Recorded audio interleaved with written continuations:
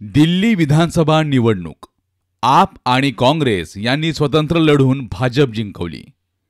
राजकारणात कोणीच कोणाचं कायमचा शत्रू आणि कायमचा मित्र असत नाही, या उक्तीप्रमाणे आज भारतीय जनता पार्टी यांचा विजय हा काँग्रेस आणि आप यांना एकत्र न येऊ देण्याच्या भावनेतून निश्चितपणाने झाला असं दिसून येतं। किमान 14 मतदारसंघांमध्ये प्रकाशित आकडेवारीनुसार भारतीय जनता पार्टीपेक्षा आप आणि काँग्रेस यांची मतांची बेरीज ही जास्त दिसून येते। दिल्ली विधानसभेच्या निवडणुकीत जर आप आणि काँग्रेस यांची मित्रपक्ष म्हणून युती झाली असती तर निश्चितपणाने निकालाचे चित्र वेगळं असतं। उदाहरणादाखल 2 महत्त्वाच्या उमेदवारांच्या पराभवाबद्दल माहिती उपलब्ध करून देत आहे। दिल्लीचे माजी मुख्यमंत्री आणि आप पक्षाचे नेते अरविंद केजरीवाल यांनाही पराभवाचा धक्का बसला। भारतीय जनता पार्टीचे परमेश वर्मा यांना 30,088 मते पडली आणि त्यांचा विजय 4,089 मतांनी झाला। तसेच अरविंद केजरीवाल यांना 25,999 मते पडली आणि दिल्लीच्या माजी मुख्यमंत्री श्रीमती शीला दीक्षित यांचे चिरंजीव काँग्रेस उमेदवार संदीप दीक्षित यांना 4,568 मते पडली। या दोघांची बेरीज लक्षात घेता ती 30,567 मते एवढी होतात। तसेच भाजपाचे तरविंदर सिंग मारवा यांना 38,859 मते पडली आणि ते फक्त 675 मतांनी विजयी झाले। याच जंगपुरा या विधानसभा मतदारसंघामध्ये आपचे मनीष सिसोदिया यांना 38,184 मते पडली व काँग्रेसचे फरहद सुरी यांना 7,350। अशा प्रकारे आपचे नेते मनीष सिसोदिया यांचा पराभव केवळ 675 मतांनी झाला। काँग्रेस आणि आपच्या मतांची बेरीज ही निश्चितपणाने विजयी उमेदवारापेक्षा जास्त आहे। मतांच्या टक्केवारीच्या अभ्यासातून हे अधिक स्पष्ट होतंय की भारतीय जनता पार्टी यांना 46.56% मतं मिळाली आहेत। आम आदमी पार्टी पक्षाला 43.57% मते पडलेली आहेत आणि काँग्रेस पक्षाला 6.34% मते आहेत।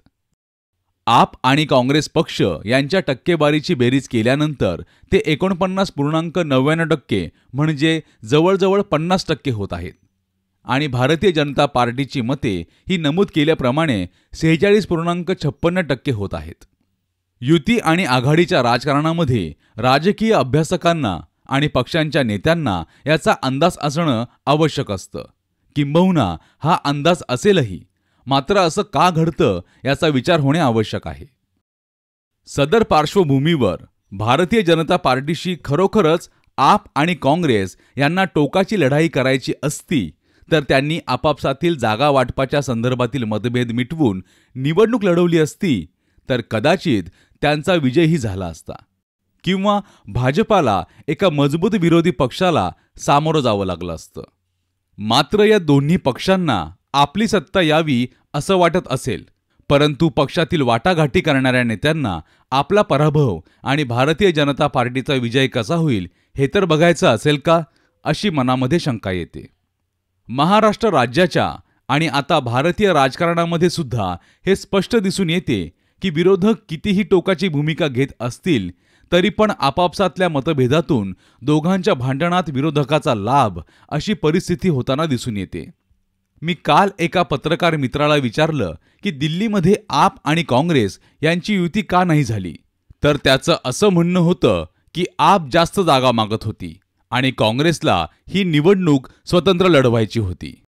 भारतीय राजकीय इतिहासामध्ये काँग्रेसच्या नेतृत्वाखाली आघाडीमध्ये नेहमी असं घडतं की विरोधकाला लढण्यापेक्षा आपापसातल्या लढाईला महत्त्व देऊन कोण त्या राज्याचे नेतृत्व करेल हे पाहून निवडणुकीमध्ये ते नको असतील तर विरोधक जिंकला तरी चालेल अशी भावना दिसते। आपल्यामधील वादविवादावर निर्णय घेत नाहीत आणि भारतीय जनता पार्टी यांच्या नेतृत्वाखाली आघाडीमध्ये युती महायुती तर केली जाते, परंतु टप्प्याटप्प्याने आपला मित्रपक्ष कसा संपेल किंवा संपवला जातो ही स्पष्टपणाने कार्यपद्धती दिसून येते। महाराष्ट्रात महाविकास आघाडीने लोकसभेतील यशानंतर विधानसभा निवडणूक लढवत असताना अगदी शेवटच्या टप्प्यामध्ये महाविकास आघाडीतील मातबर नेत्यांनी समाजवादी पक्ष, शेतकरी कामगार पक्ष आणि वंचित बहुजन आघाडी यांना दूर ठेवून व महाविकास आघाडीत एकमेकांना सोडलेल्या जागेवर आपले उमेदवार अधिकृत एबी फॉर्म देऊन उभे करून आपला स्वतःचा पराभव आणि भारतीय जनता पार्टीचा विजय आणि महायुतीला घवघवीत यश मिळवून दिले. आपापसातल्या मतभेदामुळे आपल्या अंतिम ध्येयाकडे दुर्लक्ष करत हातात येऊ शकणारी सत्ता घालवतानाचे वर्तन देश पातळीवर इंडिया आघाडीच्या व राज्य पातळीवर महाविकास आघाडीच्या नेत्यांकडून दिसून येते.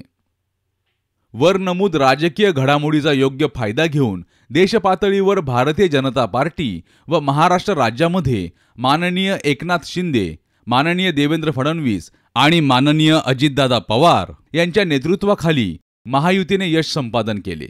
याचाच प्रत्यय दिल्लीमध्ये सुद्धा आला. एनडीए आणि इंडिया आघाडी यांनी विरोधकांना हरवणे हे अंतिम ध्येय डोळ्यासमोर ठेवून जर निवडणुका लढवल्या तर निश्चितपणाने समोरासमोर लढाई होऊन विजय नेमका ताकद असणाऱ्या व लोकहिताचं काम करणाऱ्या उमेदवाराचा होईल. अन्यथा मतविभाजनी, फोडाफोडी, जातीपातीचे राजकारण, आपसी मतभेदातून मतदारही गोंधळतो आणि निवडणुकीत परिस्थिती वेगळी आणि आलेला निकाल वेगळा दिसतो. दिल्ली विधानसभा निवडणुकीत कोणाची ताकद किती आणि जागा किती मागाव्या या दृष्टिकोनातून आणि वादविवादातून आप आणि काँग्रेस यांनी भारतीय जनता पार्टीचा विजय सोपा करून दिल्यासारखा दिसतो. महाराष्ट्र व भारताच्या राजकारणामध्ये आणखी एक गोष्ट प्रकर्षाने जाणवून येते की युती आणि आघाडीच्या राजकारणामध्ये एका बाजूला राहून विरोधकांना दुसऱ्या बाजूला कसा फायदा होईल हे पाहणारे राजकारणी आपल्याला दिसून येतात. अशा वेगळ्या राजकारणात नुकत्याच झालेल्या दिल्लीतील विधानसभेच्या निवडणुकीत व मागे झालेल्या निवडणुकीत महाराष्ट्रात आपण अनुभवले आहे की मातब्बर नेते आणि चांगले उमेदवार पराभूत झालेले दिसून येतात आणि अपेक्षित नसणारे उमेदवार निवडून येतात. प्रवीण मोरे, रिपब्लिकन सामाजिक कार्यकर्ता.